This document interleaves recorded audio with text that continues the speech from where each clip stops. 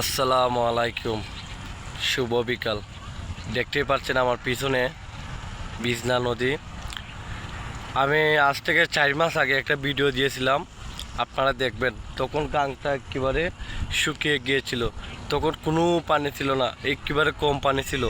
আমার ইউটিউবে আছে, আমার ভিডিও আছে, আপনারা দেখবেন, দেখলে বুঝতে পারবেন। আর এখন দেখেন কি পরিমাণের পানি, মানে গাং বইরাই গিয়েছে, এত পরিমাণের পানি দেখছেন। মানে চারিদিকে শুধু পানি আর পানি। আর এই যে আমার পিছনে দেখতেছেন হাঁসে খাইতেছে।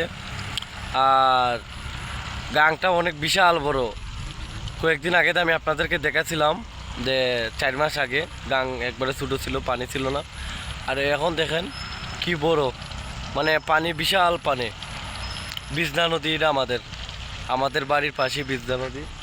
দেখেন ওই যে ওই পারে গোর বাড়ি আছে, আরও যদি 2 হাত পানি দেয়, মানে একেবারে আমি যে জায়গায় দাঁড়িয়ে আছি এই জায়গায় একেবারে বুড়ি দিব, যদি আরও 2 হাত পানি হয়।